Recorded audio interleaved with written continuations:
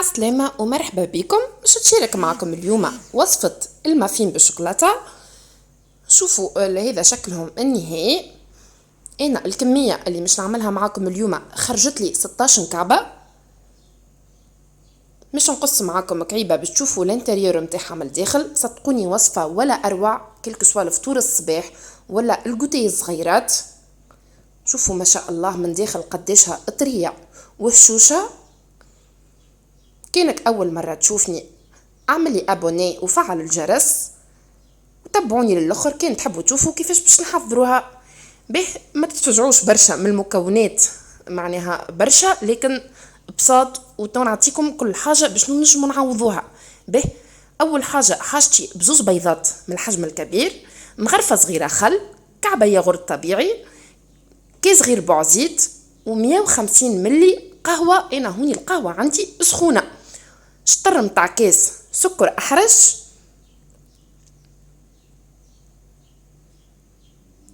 به وعندي كاس ناقص مغرفة من القهوة اللي نعملوها للصغيرات، يعني أنا استعملت الشوكولين. به عندي باكو متاع خميرة جاتو، مغرفة صغيرة متاع كربوناتو، باكو متاع 10 جرامات. انا معناها مش نعمل منه مغرفة قهوة ما يعادل 5 جرامات. هوني كيما قلت لكم الكاس ناقص مغرفة كبيرة من القهوة اللي نعملوها في الحليب.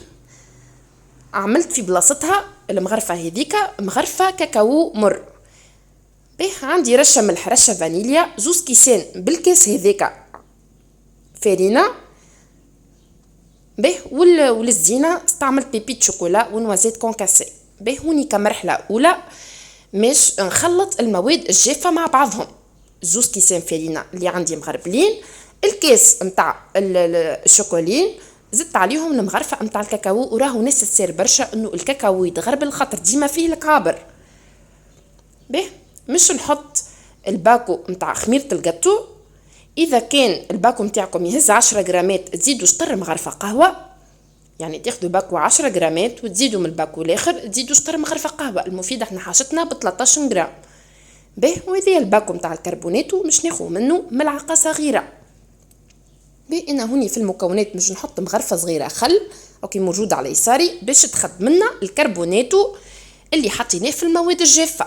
به هوني خذيت الفوي نحرك في المواد الجافة باش كل شيء يتوزع بالتساوي.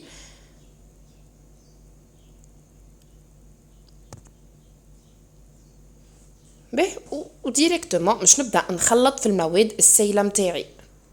به هوني المكونات الجافه مش نحطهم على جنب ومش ناخذ العظيمات متاعي. هذه النوازيت كونكاسي والبيبيت نحطهم على شيره، العظيمتين، شطر كاس متاع السكر. به اذا مش متوفر عندكم الشوكولا هذيك الشوكولين، يعني الشوكولا البودر اللي هي تكون سكري، تجمو تعملوا 3 مغارف ماكله متاع كاكاو وتعملوا كاس كامل متاع سكر. والقهوة في عوض تحطوا 150 ملي من القهوة السخونة تحطوا 120 ملي من القهوة السخونة.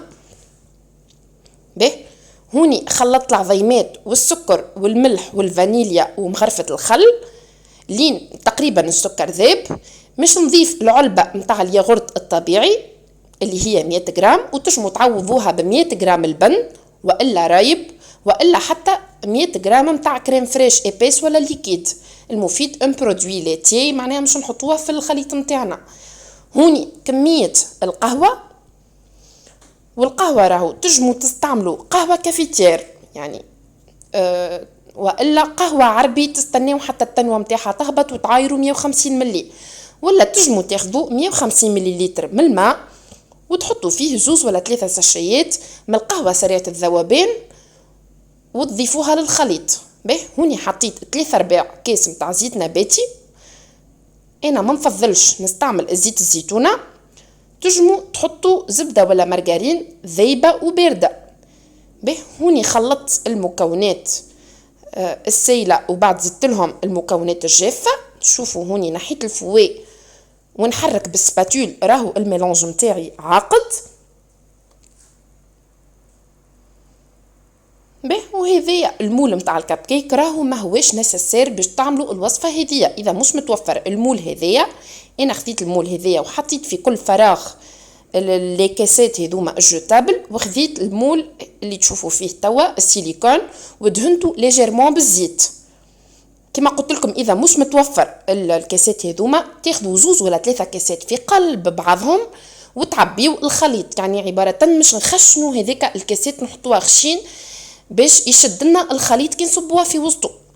باهي والميلونج نتاعنا نتاع المافين صبيتو في دو بوش جوتابل، قصيت الطرف نتاعو بالمقص. هوني انا راني استعملت الكاس هذاك اللي القعر نتاعو معناها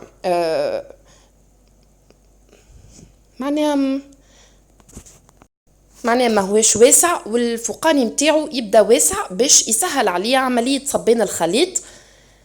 به ونصب الميلونج نتاعي تقريبا نعبي للثلاثة ارباع، وما تخافوش راهو ما يفيضش، معناها ما يفيضش على جناب بحكم الخليط نتاعنا ما هوش جاري.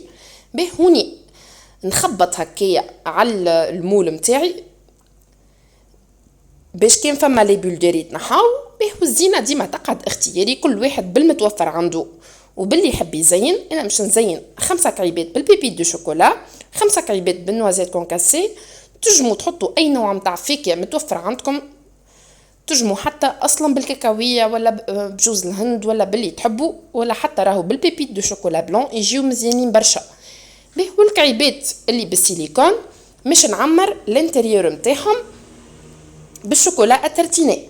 به بالنسبه للفور انا قبل ما نبدا الروسيت نتاعي خليته يسخن على 180 درجه، اخذيولي بالضبط 25 دقيقه باش طابوا، معناها حليت عليهم الفور بعد 25 دقيقه، دخلت الكوردون لقيتو شايح.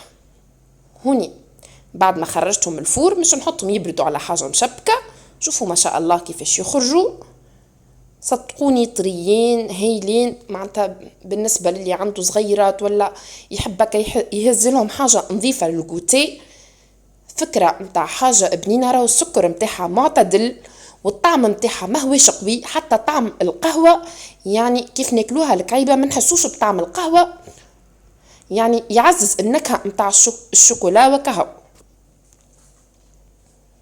شوفوا ما شاء الله كيفاش تخرج الكعبه مرتوبه وما شدتش في القالب. هذه الكميه كامله، وكما قلت لكم انا هذوما الكعيبات اللي عملتهم في المول سيليكون، مش نعبيهم بالشوكولا اترتيني اللي بطعم النوازيت. تحبوا تعبيوها بالشوكولا بغاناش حتى بالكريم سبيكولوس، كل واحد يزين باللي يحب.